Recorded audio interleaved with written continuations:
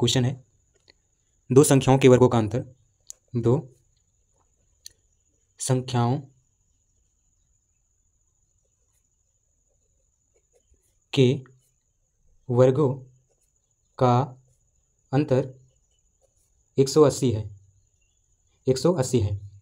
ठीक है, क्वेश्चन दिख नहीं रहा है, एक बार फिर से, हाँ अब दिखा। तो कह रहा है दो संख्याओं के वर्गों का अंतर 180 है, छोटी संख्या का वर्ग बड़ी संख्या, तो आगे लिखेंगे छोटी, आगे दिख रहा है ना, छोटी संख्या का वर्ग बड़ी संख्या का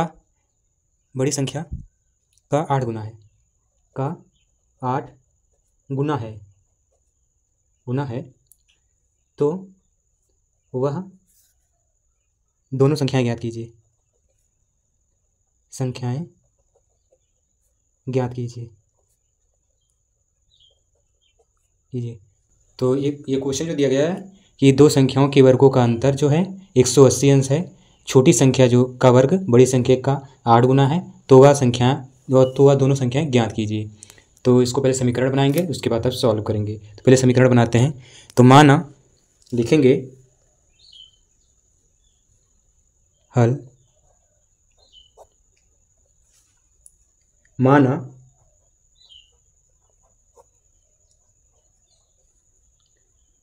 बड़ी संख्या x है,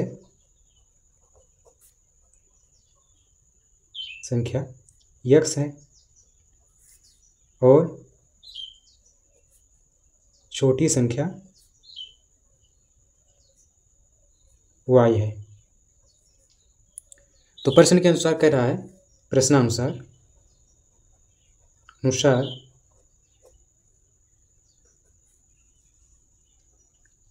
दो संख्याओं के वर्गों का अंतर,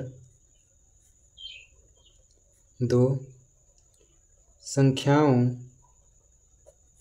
के वर्गों का अंतर 180 है।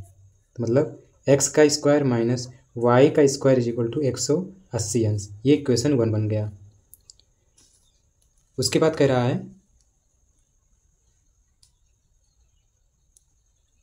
रहा है कि जो छोटी संख्या का वर्ग है वो बड़ी संख्या का 8 गुना है। छोटी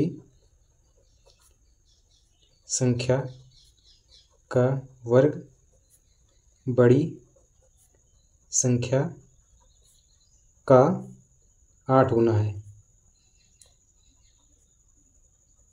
तो छोटी संख्या इसमें क्या है, y है, तो y का स्क्वायर किसके गुना है, 8 गुना किसके, बड़ी संख्या के।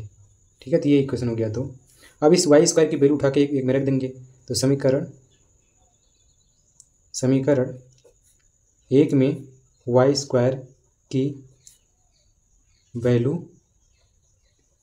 रखने पर, ठीक है, रखने पर तो क्या आएगा, x square minus y square की वैल्यू क्या है, 8x, और उसके बाद में इज इक्वल टू 180 लिखा। इसको सॉल्व करेंगे तो एक्स स्क्वायर माइनस 8x इधर लाएंगे तो हो जाएगा माइनस 180। ठीक है, इधर लाने पे हो जाएगा माइनस 180। अब इसको हम क्या लिख सकते हैं कि एक्स स्क्वायर माइनस इसका गुणनखंड करेंगे अगर तो 18x कर देते हैं और प्लस में 10x minus 180 is equal to 0 रहेगा, इज इक्वल टू 0। फिर इसमें कॉमन क्या आ रहा है, इसमें कॉमन अगर हम लेते हैं x लेते हैं तो x माइनस 18 बचता है। दिख रहा है कि नहीं दिख रहा है, नहीं दिख रहा है, हाँ। इसमें x कॉमन लेंगे तो x माइनस 18 बचेगा। फिर यहाँ पर प्लस 10 कॉमन ले लेते हैं, तब यहाँ पे क्या बचेगा, x माइनस 18 बचेगा। ठीक है, इज इक्वल टू 0।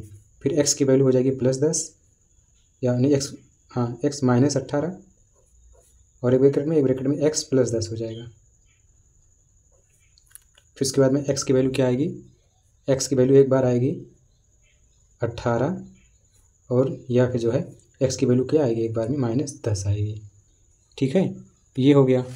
अब क्या करेंगे, यदि x कह रहा है, यदि x बराबर, मान लीजिए थोड़ा सा ऊपर करते हैं इसको, और सही से, यदि हम x की वैल्यू x बराबर 18 रखते हैं, ठीक है, यदि x बराबर 18 रखते हैं समीकरण 2 में, तो क्या हो जाएगा, y square is equal to 8 into 18 क्या आएगा 144। फिर y square is equal to 144 हो गया तो इसको हम क्या लिख सकते हैं अंडर रूट प्लस माइनस 144। 144 किसका होता है 12 का वर्ग होता है तो प्लस माइनस 12 हो जाएगा। मतलब यदि और उसके बाद में यदि हम एक्स की वैल्यू क्या रखते हैं 10 रखते हैं -10। यदि एक्स इज इक्वल टू -10 रखेंगे तो क्या आएगा तो देखते हैं y square is equal to 8 गुड़े -10 आएगा -80। ठीक -80 आ रहा है।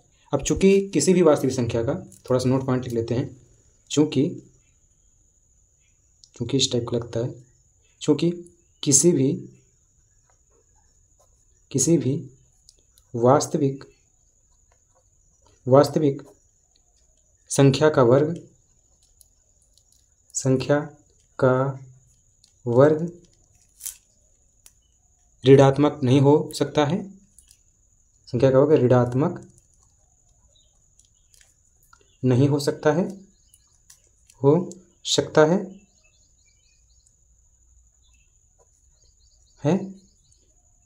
इसलिए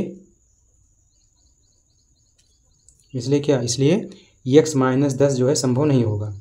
x की वैल्यू होगी x -10 वो संभव नहीं होगा।